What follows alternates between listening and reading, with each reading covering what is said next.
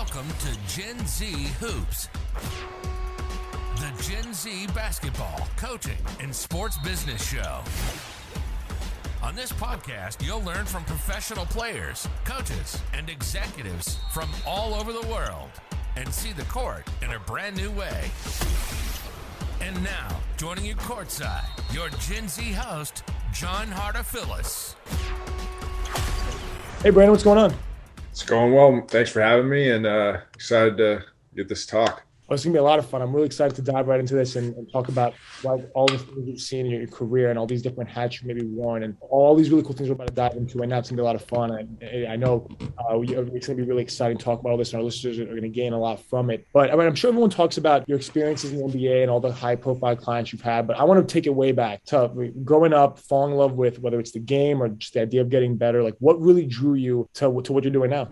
I've had a little bit of time during some portion of the early pandemic to kind of ponder on a origin story of how I got into sports performance. But if I want to go as far back, when I was 10 or so, I fractured my patella in half, just clean across, fractured in half, which is pretty uncommon for a 10-year-old. So there's not a lot of 10-year-olds that are really gung-ho and excited about rehabbing an injury like that. And a fractured patella at 10 when you're in like a formative stage of bone development and life development. It's not the most exciting thing, but it kind of forces you to have to because you need to be able to walk. So I was in a wheelchair for 5 months or so. And this was in a while back in I think 2004 or so. If you go back in medicine, that's 17 years at this point ago. It's a little bit different in terms of movement science. So I was in a hip-high cast for a while. Being exposed to that rehab process, I guess, kind of started the tipping point. And then I'm from Portland, Oregon, and Coach James Radcliffe, longtime sports performance coach at the University of Oregon, who actually coached my dad and when my dad was playing football at Oregon, had a pretty heavy influence on our high school and community sports performance development. So we were doing plyometrics and advanced level movement learning at a young age, and that kind of drove that towards that avenue. And then just playing football, basketball, track and field, baseball growing up through high school. And then Oregon actually has a Olympic weightlifting state championship. So we were all with Coach Radcliffe's input on our high school program. A lot of us were training for other sports, but still doing Olympic lifts and stuff like that. So entering into some of that competition and end up winning the high school state championship for that. So that kind of sparked the training thought and just keep going. After a lot of decisions, ended up just going to Oregon and still competing in weightlifting there, and then was a practice player for basketball. But my undergrad was in human physiology, and I thought I was going to go to med school. Pre-med program at Oregon's pretty robust and detailed. They're one of the only schools on the West Coast that doesn't have a medical school attached that also gets actual cadavers. So that portion was pretty exciting. That's your story. That's what I love about it, right? It's awesome. But we'll touch on all that stuff, I'm sure, right? With when you went to school and kind of everything that came after that. I love the story about your injury because it's something that, right, if I looked you up, it's not really going to come up a lot. But that's obviously a very unique part of your story, and that obviously really motivated you to do what you're doing. Now, one thing I noticed is some of the projects you've worked on before involved some single leg balance and some gait analysis. What is that? I mean, was that kind of an inspiration for you to go into that? And what did you find when you looked into it? One of the big things I think that really uncovered is the bilateral or unilateral difference in strategies individuals employ with single leg balance. And it's kind of reverse, I guess, of what the normal people would think of I kick with my right leg, so my right leg's dominant. You really have this is both upper and lower limb, but you definitely have a dominant leg for a gross motor task, which be like balancing, or a dominant leg or dominant hand or arm for fine motor tasks, meaning ball control or writing per se. So one's leans towards being more advantageous for a gross motor task. Obviously, you can train it to be fairly equal if you put enough time and effort to refine that motor and neural pathway. Just like you could probably get yourself to write with your opposite hand eventually, being close enough. But obviously, one is being utilized over and over and over and over again. That the fine motor task for that leg or hand is going to be more developed on the side that you train it. That's fascinating, right? And stuff like that I haven't spoken to anyone about that stuff before, so that really piqued my interest in talking about that. And I'm sure, right? I'm sure that's like was that something that you like? Did you always know you had a passion for figuring that stuff out, or did that come once you got to school and you started really learning about that stuff like in depth? Where did that kind of passion for learning more about that stuff come from? I think initially you don't realize it, but there's something predetermined or like a way you think about it. For me, I just loved human movement or trying to go out and do it. You see someone on TV or an athlete do this or that, and you want to go try it or play a certain way out in the park. And then there's certain aspects that whatever age you physically can't, and so it's a little bit challenging. You try to figure it out, and as you get older, that starts to progress a little bit more, and you start asking bigger questions of things you're interested in, and that's kind of the spark that kind of gets the ball rolling. Yeah, for me, was watching a lot of these great movers through athletics growing up, and either trying to emulate it in the driveway or on the field or something. I mean, you can just think of some iconic ones of like Derek Jeter's like jump throw, and every kid's trying to get something like that, or a Reggie Bush stopping on a dime and just guys flying by him.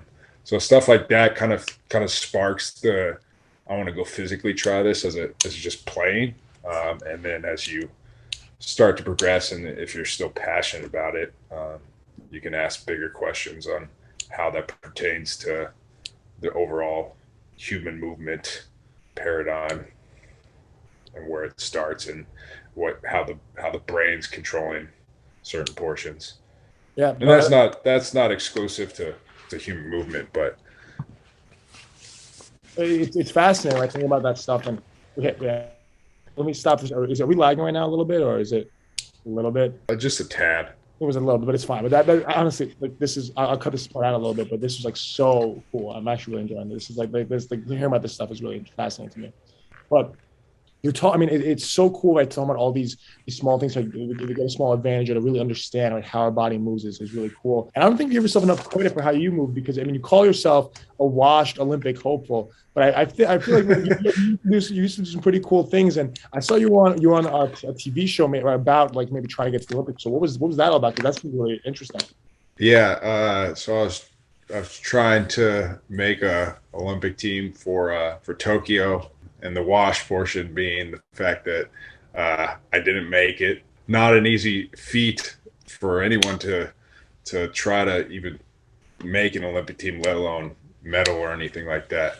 Yeah, I was in the Olympic development pipeline for initially tried to get on for bobsled, and then they asked if I wanted to switch and try rugby sevens. And if you know anything about training for any of the ice sliding sports, it's highly expensive for ice training time, but the training looks similar to track and field in the summer, but in the winter you got to pay for track times, and you got to be fast and powerful, and it's a metric, which is part of the nice portion about any sports is it automatically tells you if you're good or not, versus other facets of life, business or whatever. You gotta wait, figure it out. Let's hear back from who so and so, versus sports tell you if you're good or not immediately, and there's immediate feedback. But anyways, transition into rugby sevens, which is similar in the aspect of like a fast break. In basketball, it's very free flowing. You have to have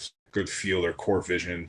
So my background in basketball helped with a little bit of that transition. I was hoping to make the Tokyo, be in the running for it, but definitely no. It's coming up again soon, so that'll be fun, and looking forward to that. I'll be watching and keep it and following up with you to maybe see what's going on there. But that's a lot of fun thinking about that. And what might happen. But there's so many cool things, right? That maybe came up maybe a little bit even before, right? You were trying to make that jump on the Olympic team. where whether it's you competing at a high level or right, you really chasing your degree and going for your master's and stuff like that. So what did like finishing up everything on the academic side look for you, and what was maybe the next step after that? Whether it was working on the college side, on the pro side, like how did that decision come up for you? Tried to balance a lot, and I think kind of goes with the adage of like when you have so much time you kind of put stuff off, but when you have to be super compact with your days and detailed, you can kind of stack the days and get a lot done. So I was able to still be working at Exos, which is a performance facility, and this one was at the Adidas location in Portland, so it has a bit of the general population and athlete population while still in the Olympic development pipeline, so training for that. And then luckily my master's was online from Georgetown, so I didn't physically have to go there. So that aspect was nice. So I still wanted to develop as an athlete myself, and then also have a career that I really enjoyed to do. I think being in the Olympic development pipeline kind of refined the fact that I didn't have to go to medical school, where I could still be in the high level of movement science and that portion of the advanced field within that field without having to pursue that avenue through it. It really shed some light as to maybe the decision of, will this help me in both facets of what I'm trying to do? And obviously, you made that decision for yourself and it worked out. So I'm sure we'll finally get into what I'm sure what a lot of people were really excited about, or when they saw the tagline for the episode, was your time maybe, especially this being a basketball podcast, working with a G League team in the Fort Wayne Mad Ants.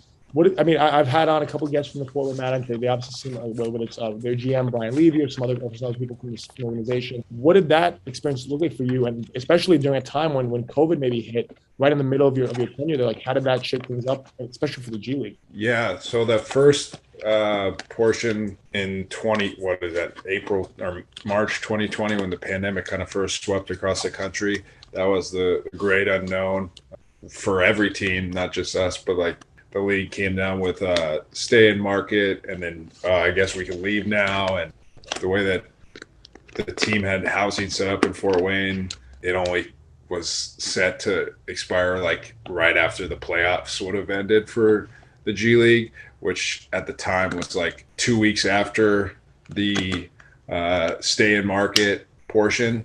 And at that time, we didn't know if it was going to be 2 weeks, however long it is now.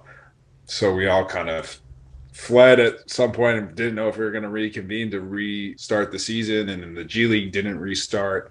And the regular team went to the Orlando bubble. And then that next season didn't really start till January. And then we spent the next season all in the bubble in Orlando, and the more watered down bubble than the regular NBA bubble for the G League operation. So it was a weird year and a half of G League operations. And then this year the Mad Ants moved to Indy, and then are playing a couple games in Fort Wayne. So there's some busing, and it's a lot of moving parts and logistics. Definitely. The G League's always gonna be like that, right? With a lot of things always constantly changing. That's kind of what makes it interesting and fun. But I noticed that you started everything you're doing now with BR Performance Collective maybe right when the pandemic hit. So what was that like for you adapting to it and figuring out, let me try to position myself to see where I could actually take this and work with all different types of clients? Yeah, so it's kind of born out of necessity.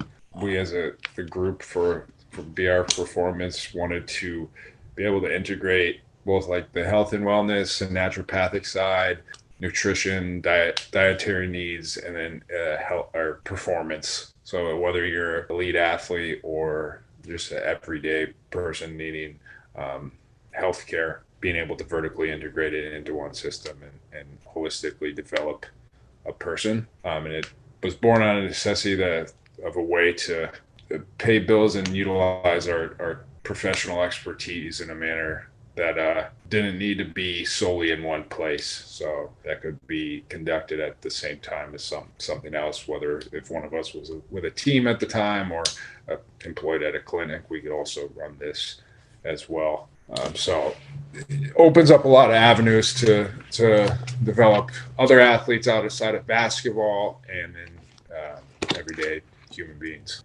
Definitely, it gives you. There's so much flexibility there and so many cool things to do. One thing that I had to bring up just because it's fun, just thinking about that and how cool it is your Hall of Fame induction, right? In the subject of sports nutrition. So how did that even come about? I mean, you obviously being so young to have received an honor like that before at the school you were working at.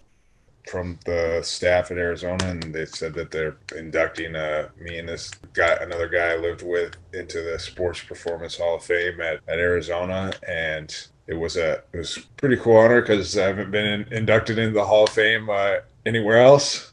So that's one I was pretty proud of and excited about. Thought it was kind of funny that got inducted to Sports Performance Hall of Fame before I got inducted to any high school Hall of Fames.